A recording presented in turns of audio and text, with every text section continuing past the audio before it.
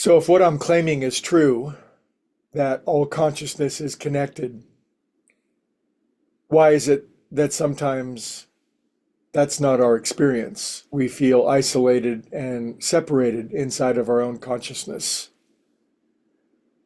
It's a good question. The ancient yogis dealt with that question in one of the greatest parables of all time, and they called it the five kleshas or the five afflictions. And it's a story that I really can't hear enough because it has so much wisdom in it that once we hear it, it sinks in for a moment and it has its effect. But as they say so amusingly in the recovery movement, we have built-in forgetterers. So mortal life makes us forget these great truths, and thank God for these parables that are given to us by the great ones to remind us.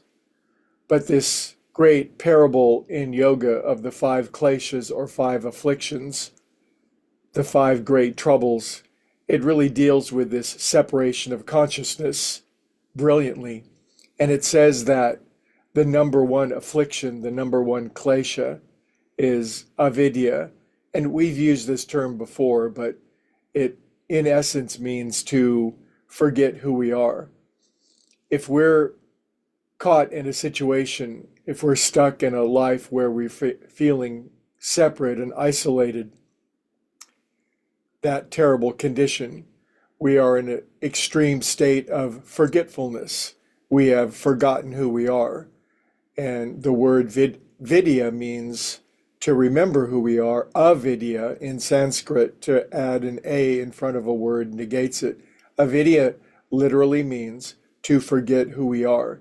And that sets in motion a train of circumstances, which is suboptimal to say the least. But it's the number one affliction. And now these other four branches of trouble grow out of forgetting who we are. And the first one is if we forget who we are, we come up with a false sense of self. Certainly we could call it ego. Some say ego is edging God out. But if we're in a condition of avidya and we've forgotten who we are, then what's next is a false, inaccurate sense of self. We are people who could not differentiate the true from the false. And this false sense of self has a name. It's called Ashmita. Ashmita. And Ashmita simply means we have a false, superficial facade sense of self, and it's so much smaller than who we really are. It's sort of like from our original pristine spiritual condition of being connected to all that is, to being a part of all reality, all consciousness. We are now separate and isolated, and we might even think we're small little bits of indifferent DNA, organic DNA, living on a teeny little planet in a far sort of nondescript part of the universe in a, sort of average galaxy. And, we're wandering through separate space. That's Ashmita, a false sense of self. I think we can all perhaps relate to that. Ego would be another name for it. Then that leads to the next two afflictions. If we're small and isolated and feeling powerless and inadequate in the face of a world that's very much larger than ourselves, and yet we have these instincts and desires, we have these needs, and these next two afflictions are our desperate attempt to get what we need. One is called raga, and it means finding what we like in the world and trying to grab it and pull it in.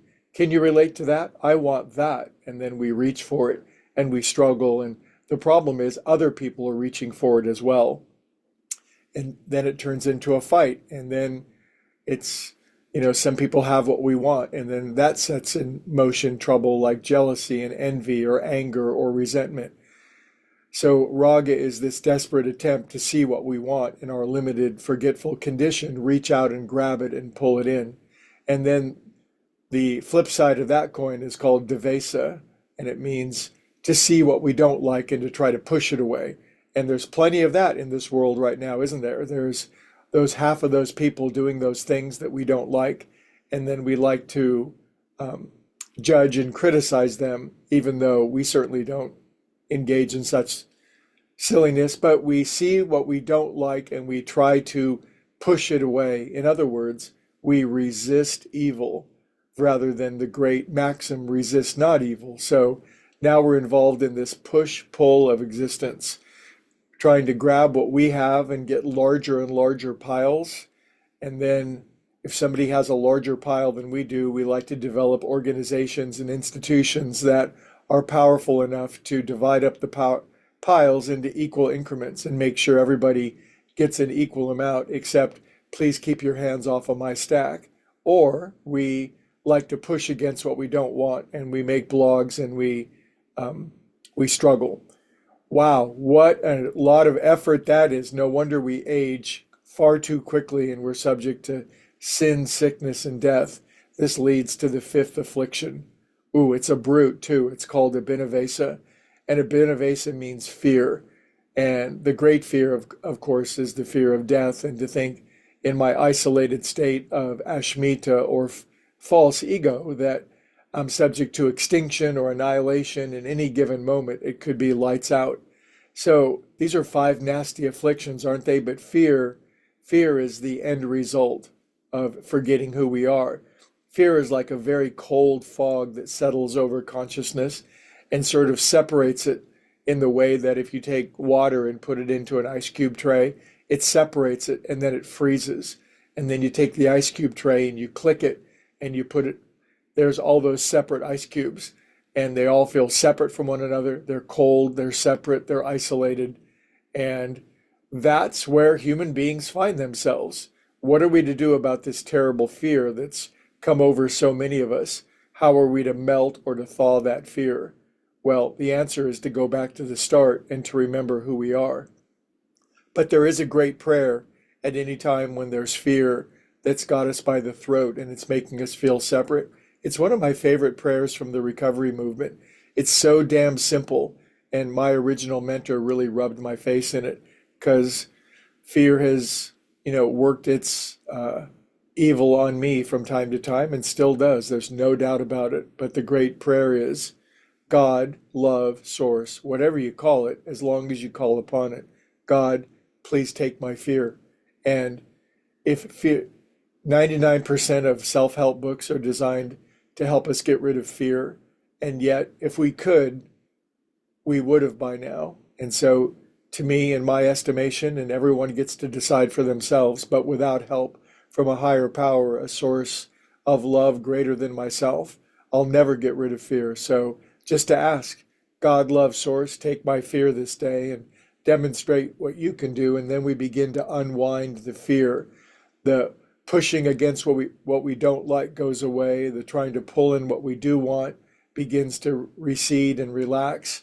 We finally remember who we are. We get a true sense of self. And then the feeling of separation and isolation, it goes away. And it's interesting how 2,300 years ago, these great yogis found this parable and realized this great truth and how it rings through all the world scriptures. Anyway, I hope you found it interesting. Have a beautiful day and we'll visit tomorrow.